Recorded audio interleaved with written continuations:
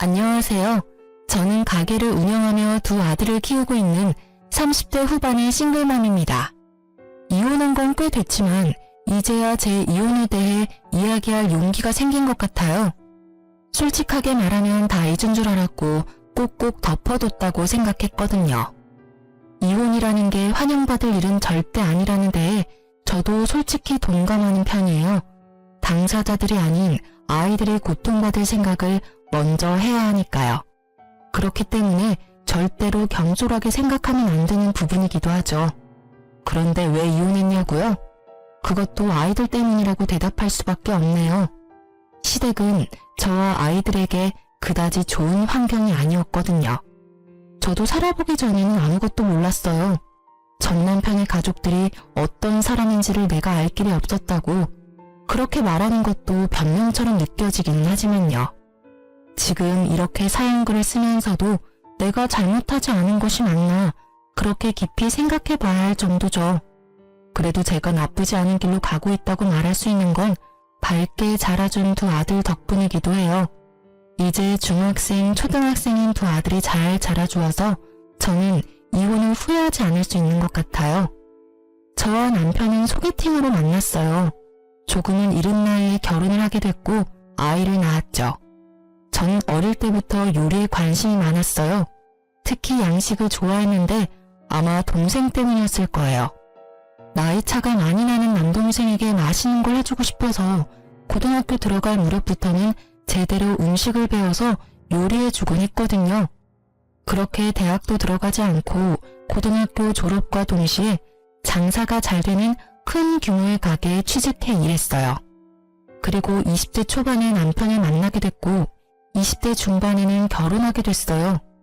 당시 저는 요리사라고 하기도 어려운 말단 직원이었고 경력을 쌓고 말고 할 것도 없이 임신으로 퇴사까지 하게 됐어요.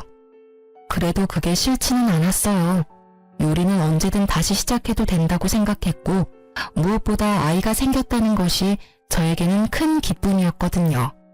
그런 저의 결혼 생활에 단 하나의 문제가 있었다면 하나부터 10까지 간섭하는 시모 때문이었어요. 당시에도 꽤 큰 규모의 음식점을 운영하는 시모와 시부는 제게 꽤나 스트레스가 되는 존재였어요. 시모는 하나부터 10까지 잔소리를 해대고 시부는 그 잔소리가 들리지도 않는지 말리지도 동조하지도 않고 아예 투명 인간처럼 굴었어요. 보통 며느리 사랑은 시아버지라는 말을 하잖아요. 근데 저희 시부는 정반대였어요. 아예 저는 남처럼 대하더라고요. 그래도 그런 시부가 시모보다는 더 괜찮았다고 하면 시모가 얼마나 심각한 간섭을 했는지 감이 대충 오시죠? 저와 시모의 갈등이 시작된 건 아이를 임신했을 때부터였어요. 제가 임신 사실을 알렸을 때부터 시모는 먹는 것, 행동하는 것, 생각하는 것까지 통제하려 했어요. 물론 지금이야 통제라는 단어를 쓰고 있지만 당시에 아무것도 모르던 저는 그게 통제가 아니라 사랑이며 관심이라고 생각했죠. 첫 손주에 대한 사랑이 지극하다고 생각했거든요. 그런데 그 인상이 송두리째 바뀐 일이 벌어졌어요. 바로 출산 당일이었어요. 저는 진통이 오는 상태로 병원에 가 있는 상황이었어요. 남편은 직장에 있어서 오는데 시간이 오래 걸리고 친정 부모님을 부르자니 그날따라 두 분이 모임에 가셨거든요. 결국은 시어머니를 불러 함께 병원에 있었어요. 그런데 진통을 겪는 저에게 시모가 엄한 표정으로 말하더군요. 아가, 너 절대로 제왕절개하면 안 된다. 그거 하면 애가 공부를 못한대. 그러니까 무슨 일이 있어도 자연분만 해. 그 말에 저는 뭣도 모르고 고개만 끄덕였어요.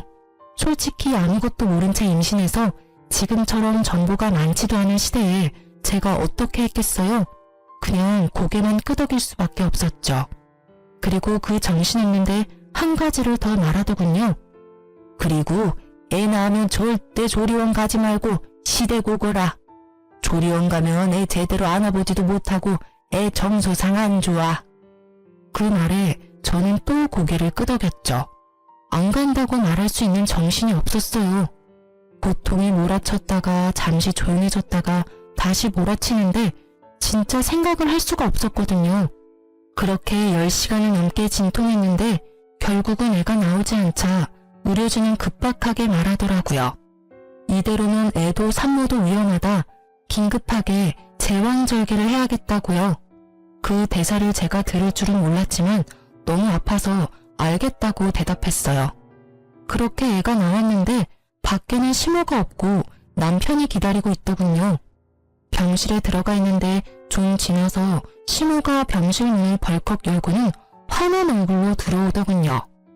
내가 제왕절개 절대로 하지 말라고 한 말 못 들었니? 우리 손주 머리 나빠지면 네가 책임질 거야? 남들은 잘만 하는 자연분만을 왜 못해서 제왕절개를 해? 그만큼 들었으면 나 같으면 5기로라도 자연분만 하겠다. 그걸 못 참고. 어머님, 근데 의사 선생님이 제왕절개 안 하면 너무 위험하다고 했어요. 저도 아이도. 저도 일부러 그런 건 아니고요. 의사 선생님한테 물어보시면 정확하게 아실 거예요. 의사가 뭘 알아? 그 사람들은 그냥 애만 빼주면 되는 사람들이라고. 네가 해달라고 했으니까 해줬겠지. 결국은 화만 마구 낸 시모는 씩씩거리며 집으로 돌아갔어요. 저는 출산을 하고도 욕을 얻어먹는 기이한 경험을 했죠. 그 뒤에 친정엄마가 왔는데 결국 울어버렸어요. 부모님은 제가 임신으로 고생한 것 때문에 운다고 생각하신 것 같더라고요. 그냥 별말 없이 그런 거라고 생각하게 놔뒀어요. 시모 때문이라고 말하면 당장이라도 저를 끌고 갈 것 같았거든요.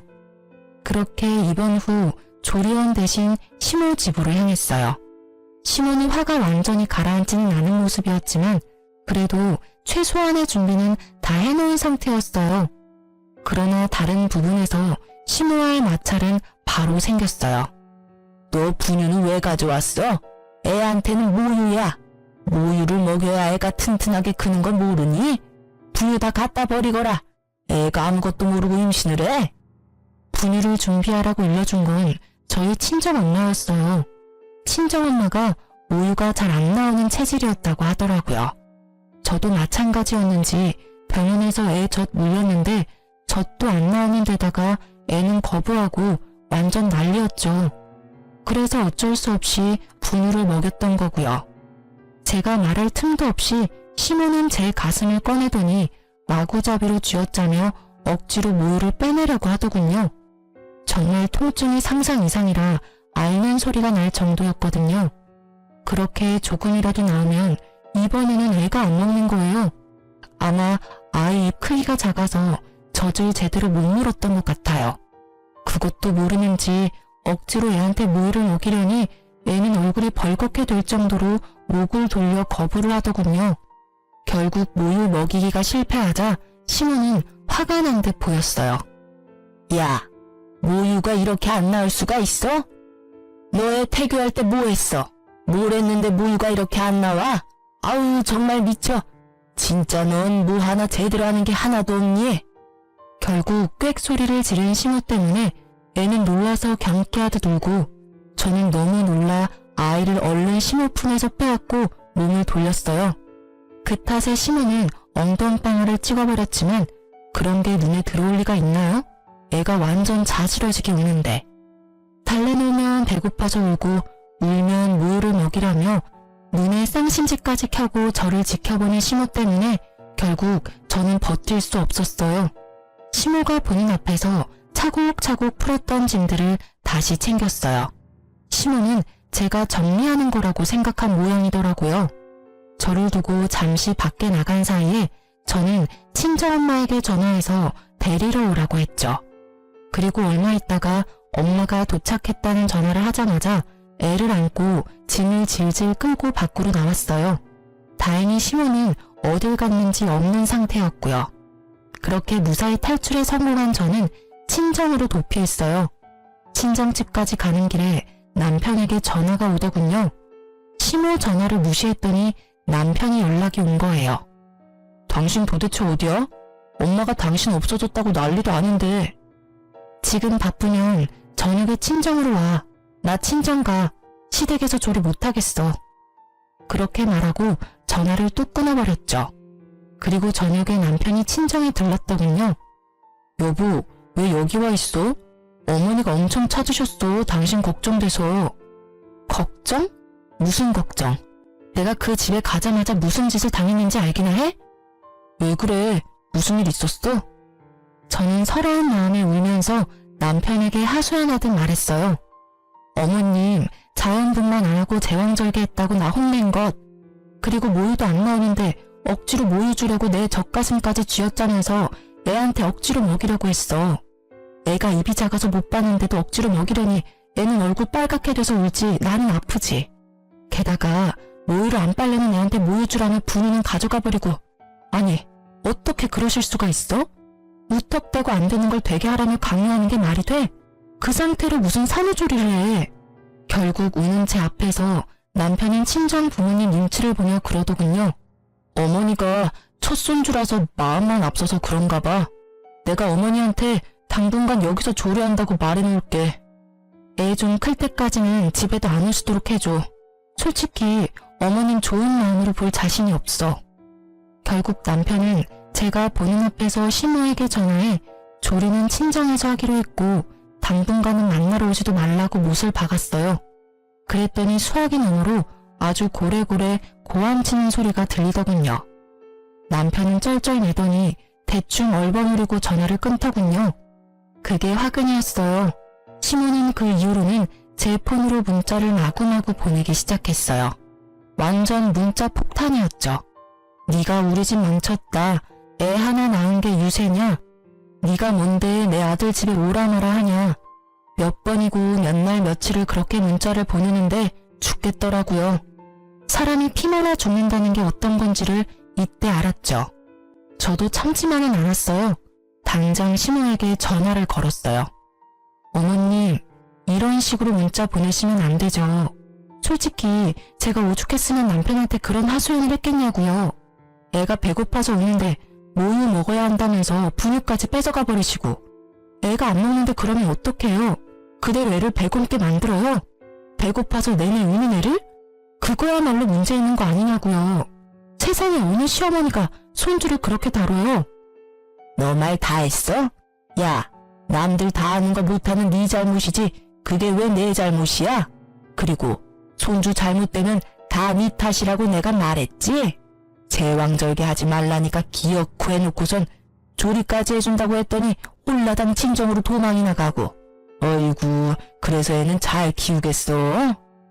제왕절개라도 할 말 많은데 저 그거 안 하면 애랑 둘 다 죽는다고 했거든요? 어머님이 의사예요? 의사도 아니면서 의사 말 다 무시하고 저한테 자연분만하라고 하면 제가 목숨까지 걸어야 하는 거예요? 어머님이 아무리 대단해도 그건 아니죠. 의사가 아니라는데. 그래도 여전히 어머님은 어머님 생각만 하시잖아요. 애가 바보가 되든 말든 제가 알아서 키울 테니까 걱정하지 마세요. 어머님한테 키워달라고 안 할 테니까 앞으로 저한테 연락 마세요. 할 말 있으면 그이한테 전화하시고요. 결국 저는 전화를 끊어버리고 시모 전화를 수신 거부 처리했어요. 속에 어찌나 천불이 나는지. 연락을 안 받으니 점점 나아지긴 하더군요. 남편에게 연락이 왔는지 남편이 왜 연락 안 받냐길래 문자 폭탄 보여주며 이래서 수신 거부해놨다고 했더니 남편도 아무 말 없이 수긍하더라고요. 결국 시댁에는 가지 않게 되었어요. 남편이 제게 시댁에 가자고 말도 꺼내지 않았거든요. 그렇게 안 보고 사니 그나마 스트레스는 덜 받았어요. 그런데 그 평화로움도 오래 가지는 못했어요. 남편이 퇴직을 했거든요. 퇴직했다기보다는 권고사직이었죠. 직장이 힘들어지면서 사람을 내보내야 하는 상황이 발생했고 남편이 그 중에 한 명이었어요. 그 부서에서 가장 애매한 위치에 있던 게 남편이었거든요. 그렇게 퇴사하고 나니 집안 가계가 기울더군요. 퇴직금과 실업급여로 버틸 수 있는 건 잠시뿐이었어요. 결국 남편은 이참에 직장을 그만두고 시부모가 하는 음식점에서 일을 하기로 했어요. 솔직하게 말해서 저는 그게 너무 싫었어요. 가족 병행이라는 것도 별로였지만 시모 성격을 아니 분명히 남편에게도 간섭할 게 분명했거든요. 당시에 저는 다른 곳에서 보조 셰프로 일하고 있었는데 월급은 그리 많지 않았어요. 예전만큼 돈을 벌지 못하자 남편이 저에게 이야기를 하나 꺼내더군요. 혹시 우리 부모님 가게에서 같이 일할 생각은 없어? 한 사람이 문제 일으켜서 나가는데 다른 사람 뽑으려니. 솔직히 가족한테 돈 나누는 게 돈이 더 돼. 순수익을 4등분해서 준다고 하니까 우리도 꽤 벌 수 있을 거고. 가게 규모가 꽤 크니까 금방 쉬느라 까먹은 돈들 다 메울 수 있겠지. 당신이 양식이 전공이라는 건 알지만 배우면 잘할 수 있을 거고. 엄마한테는 내가 잘 말해놨어. 스트레스 주지 말라고. 엄마도 많이 수그러들었거든? 아마 예전처럼 그렇게 굴지는 않을 거야. 손주도 보고 싶어 하시고. 애가 당시에 4살이었는데 남편이 시부모에게 애의 사진이나 동영상을 자주 보여줬대요. 또래보다 뭐든 빨랐던 아이인데다 똑똑했거든요. 시모는 제왕절개에서 애가 바보가 될 거라며 비아냥거렸지만 제왕절개를 해도 애는 잘만 나온걸요. 동영상으로 손주를 보니 직접 보고 싶은 마음이 컸나 봐요. 저에게 스트레스를 주지 않는다는 조건으로 제게 일하자고 하는 거였어요. 저는 고민했어요. 물론 마음이야 절대 가고 싶지는 않았죠. 하지만 아무래도 집안 경제가 무너지는 건 더 큰일이긴 했거든요. 애가 크면서 돈 들 곳은 더 많은데 이렇게 까먹기만 하면 돈도 모으지도 못하고 은행에 노예만 들까 걱정되기도 했고요. 결국은 시댁 가게에서 일하기로 결정했어요. 그렇게 간 첫날은 그렇게 어색했는데 시모도 남편과 약속한 게 있어서 그런지 별로 나쁘게 대하지는 않더군요. 가게는 크고 넓었지만 위생 상태는 정말 엉망이었어요. 처음에는 제가 혼자 치웠는데 치워도 늘어만 가는 때와 얼룩에 정말 포기하고 싶은 마음밖에 없었어요. 게다가 다른 사람들은 그 상태를 당연하게 생각하더군요. 음식점 하면서 깨끗하게 어떻게 유지하냐고요. 돈 못 버는 음식점이나 그런 곳에 신경 쓴다며 어이없는 소리만 하시더라고요. 그렇게 몇 개월 일하는데 하루는 속이 너무 안 좋았어요. 울렁거리고 답답하게 체한 것 같았는데 그 순간 제가 생리할 기간이 지났다는 생각이 든 거예요. 혹시나 싶어 확인했더니 정확한 2줄이 나오더군요. 저는 너무 기뻤어요. 둘째는 사랑이라고 친구들에게 들었고 첫째가 크니까 둘째 보고 싶은 마음도 있었거든요. 너무 즐거운 마음에 남편에게 그날 저녁 바로 확인시켜줬어요. 남편이 어찌나 좋아하던지. 남편은 시모에게 이야기하면 좋아하실 거라고 내일 당장 말하자고 하더군요. 솔직히 첫째 때 좋은 기억이 없어서 시모에게 알리고 싶지는 않았지만 어차피 임신했으면 만삭이 되면 일을 못하게 될 테니 미리 이야기하는 게 낫겠다 싶어 알겠다고 했죠.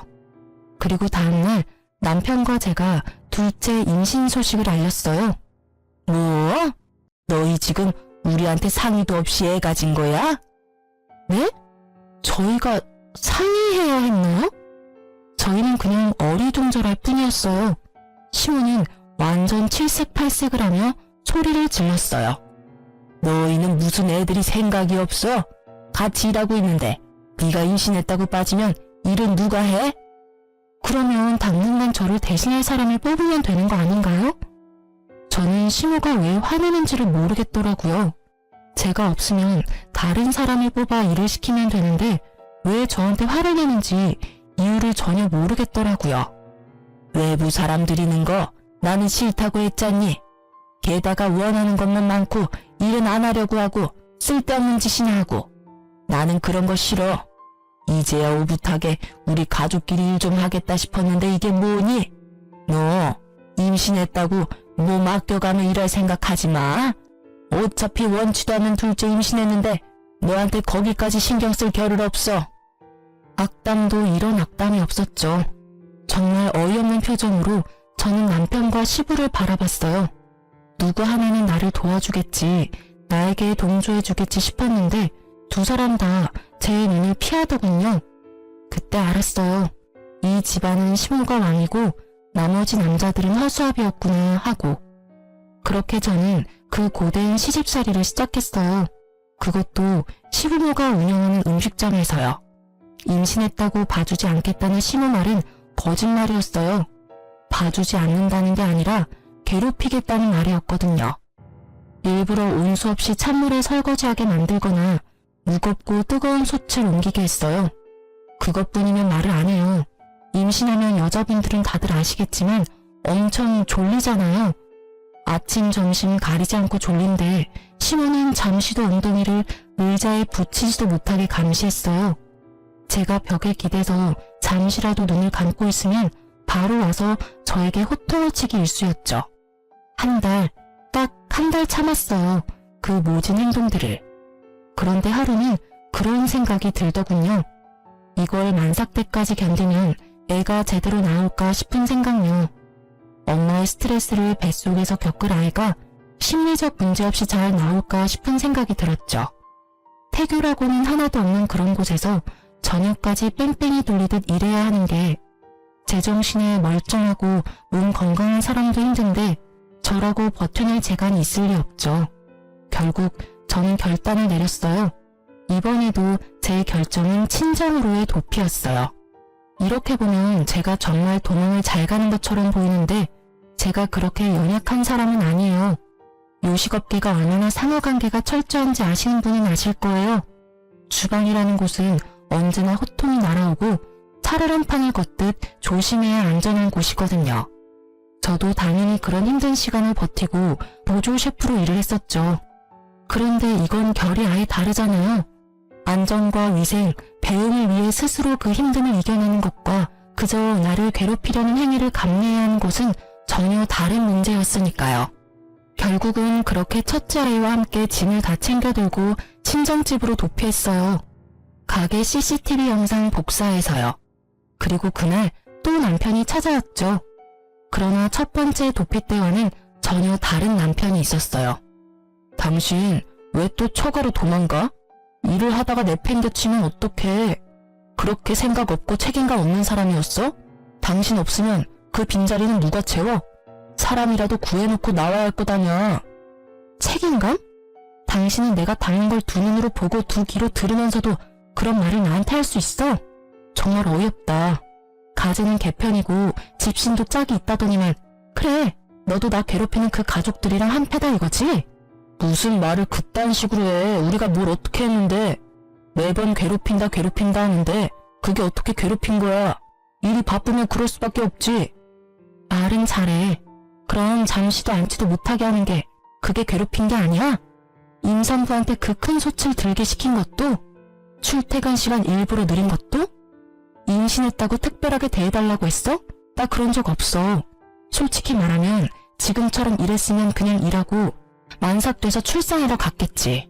근데 이거 지금 정상적인 게 맞아? 내가 하던 일보다 몇 배는 더 많아졌고 힘든데 그걸 보면서도 아무 말 안 한 거 너도 똑같다는 거야. 왜? 둘째 생긴 게 왜 싫은데? 당신은 좋아했잖아. 근데 어머님이 그렇게 행동한다고 당신까지 거기 동조해? 나쁜 새끼. 너는 내 아빠도 아니야. 너는 우리 둘째 얼굴 볼 자격도 없는 놈이라고. 알아? 이혼해. 이혼하자고. 결국 터져버린 제가 소리를 지르며 난리를 치자 친정 부모님들이 불이 나게 달려와 저를 달랬어요. 이서방, 애 몸도 안 좋은데 다음에 와서 이야기하게. 이러다 애 잡겠어. 자네는 나 좀 보지. 결국은 두 분 부모님들이 그러고서야 남편이 헛소리를 멈추고는 죄송한 표정으로 밖으로 나가더군요.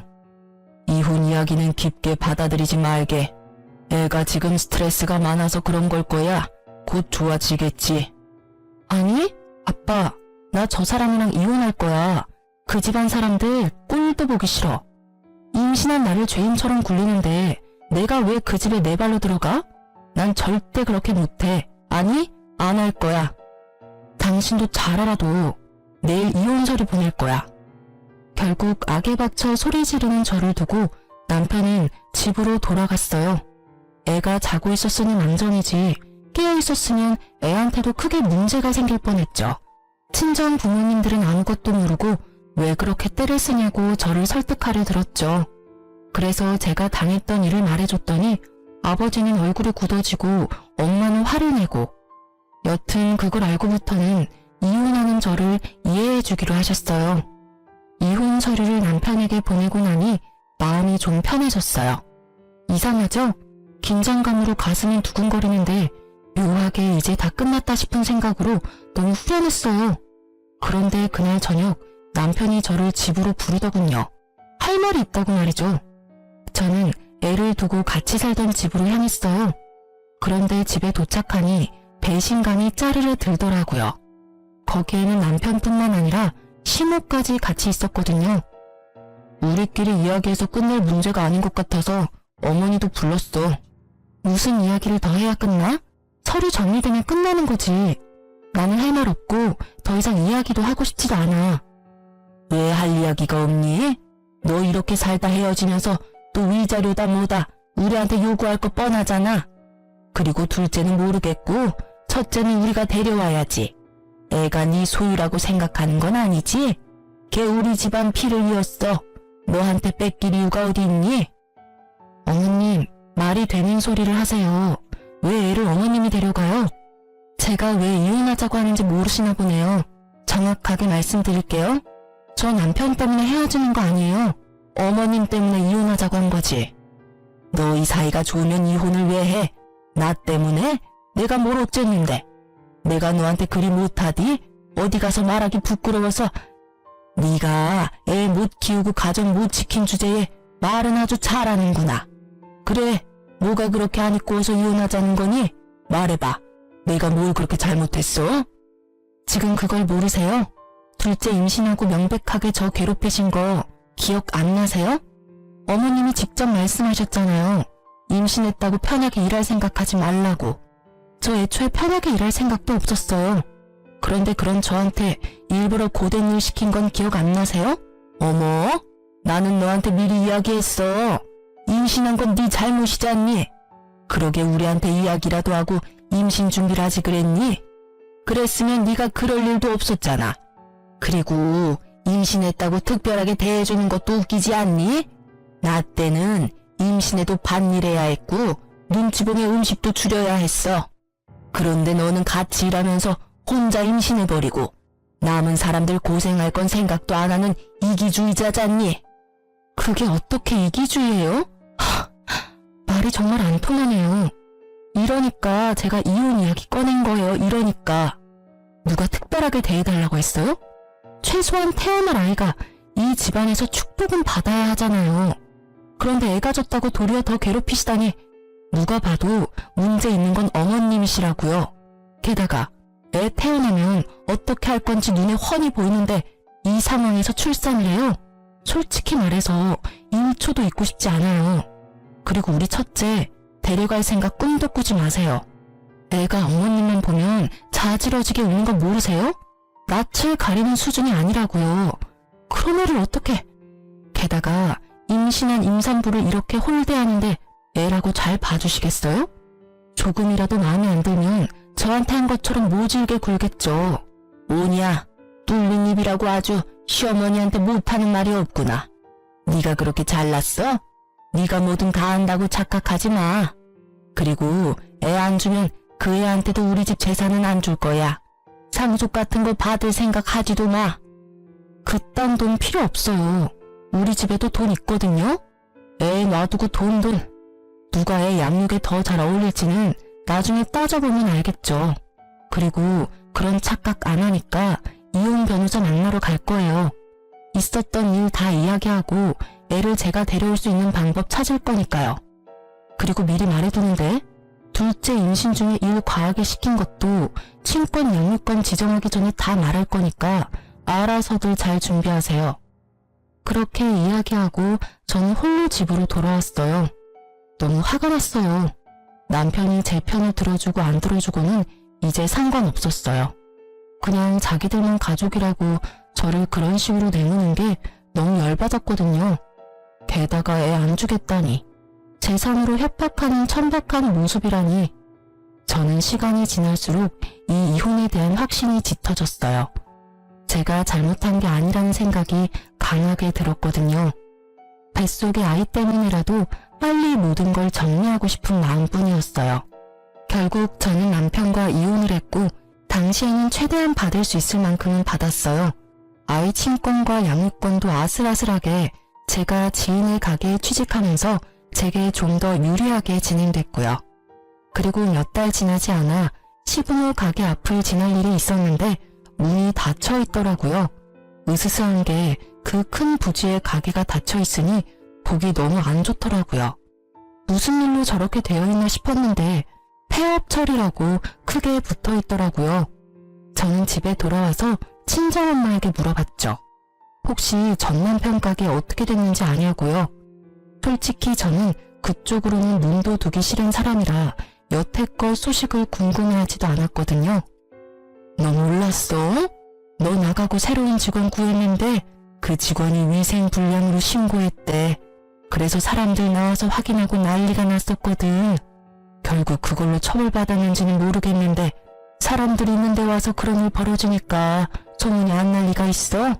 아무리 그래도 동네 장사인데 관광객 상대면 몰라도 동네에서 그러면 이미 끝장난 거지. 그 뒤로 영업은 계속했다는데 손님이 뚝 끊겨서 폐업 신고했다더라고. 근데 너 있을 때도 그랬어? 그 이야기 들으니 시모 가게에 불량했던 위생이 다시금 떠올랐죠. 아, 그런 게 있었지 하고요. 알고 있었다면 제가 먼저 신고했을지도 모르는데 그 당시에는 제 앞가림하는 것만으로도 바빠서 그런 건 생각도 못했거든요. 나 있을 때도 엄청 더러워서. 근데 나 나오기 전에 청소 엄청 꼼꼼하게 하긴 했는데 그 짧은 시간 동안 또 그렇게 더럽게 썼나 보네. 습관이란 게 참 무서워. 손에 익지 않으면 잘 안 하게 되고 손에 익어버리면 뗄 수가 없지. 아유, 그러니? 아, 그리고 이번에 신고당하는 게 처음도 아니라던데 너 들어가기 직전에 일하던 직원이 그런 신고하겠다고 몇 번 협박했었던가 봐. 결국에는 너희 시어머니가 무마하려고 돈 좀 썼다던데 그러고도 이 꼴이니 2번이나 신고당한 셈 아니니? 결국은 그렇게 본전도 못 찾고 빚만 생겼겠지. 그제야 왜 시모가 저에게 가족 경영을 강조했는지 이해할 수 있었어요. 이미 척진 며느리라도 데려와야 그런 위험을 방지할 수 있다고 생각한 모양이에요. 참 대단하신 분들이다 싶었어요. 음식점 하면서 더럽게 유지하는 것도 대단하고 신고당하기 싫어서 가족들 끌어들이는 것도 대단하고. 근데 그 부지는 왜 안 팔렸어? 좀 외지 있긴 하지만 그래도 가격 좀 나갈 건데. 어머 얘, 그 동네 상권 다 죽었어. 옆동에 젊은이들 많이 찾아오는 곳에 새롭게 맛집 골목 만들어줘서 땡땡동은 상가 임대도 잘 안 들어온다던데.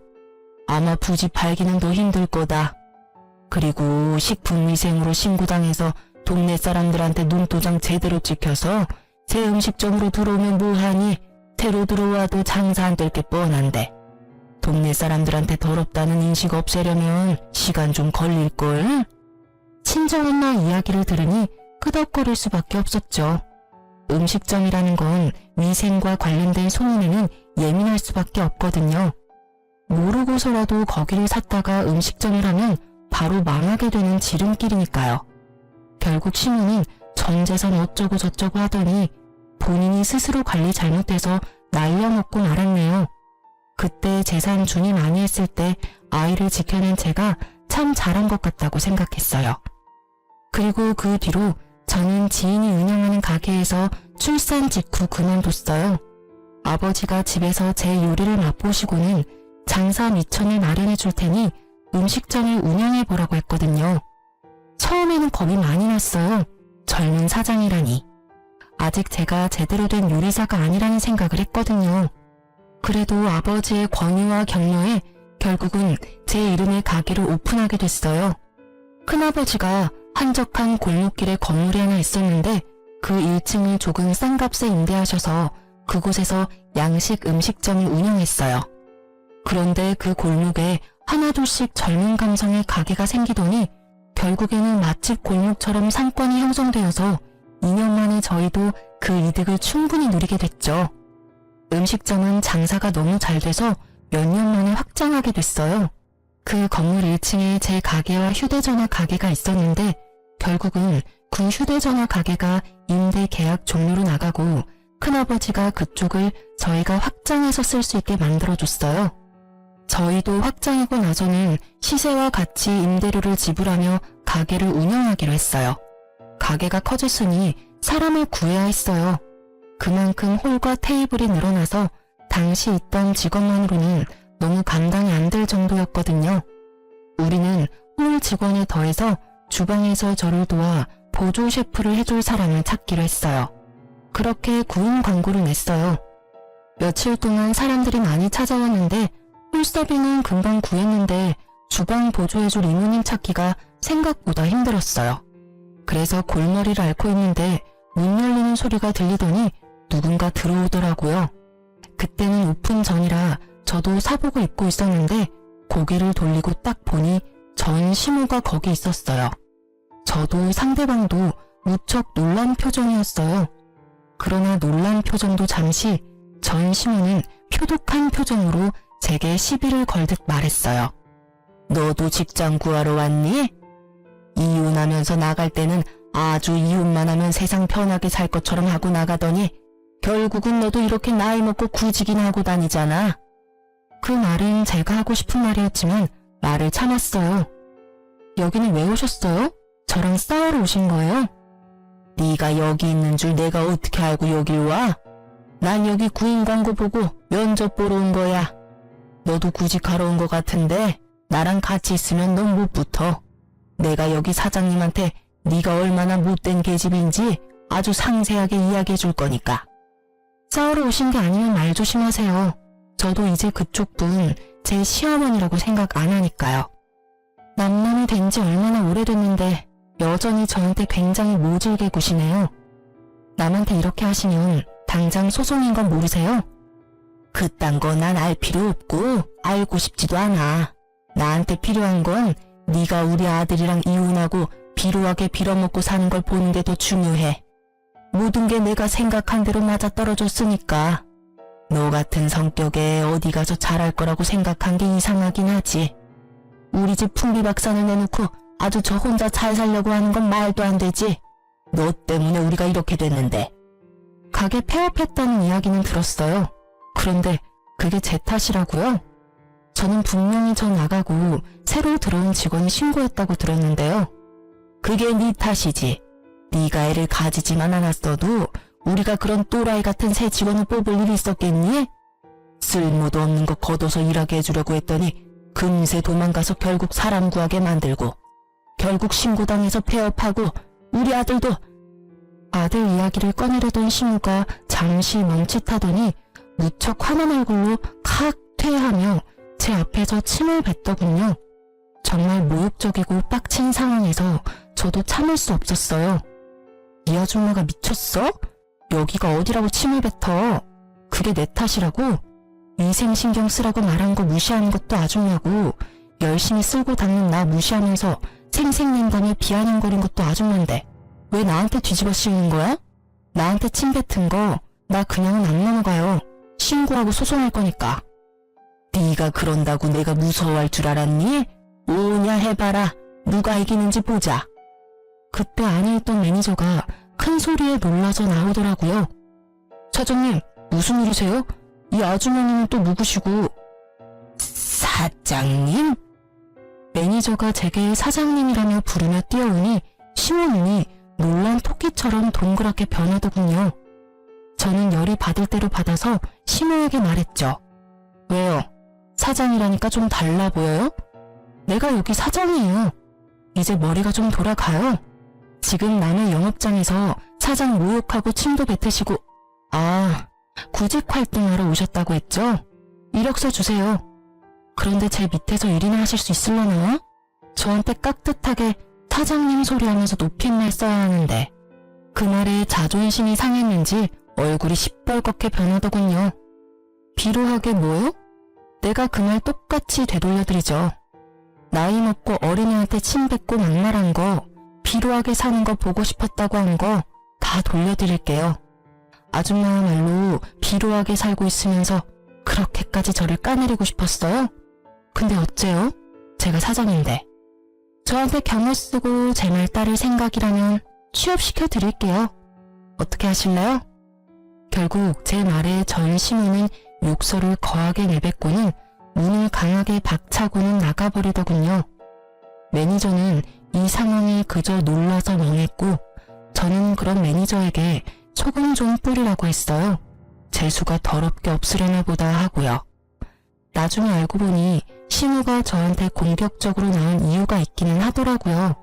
가게 폐업하고 가족 모두가 취업 전선으로 내몰렸다고 하더라고요. 동네에서 들리는 소문에 의하면 그 음식점 부지에 대출이 많이 껴있었더라고요.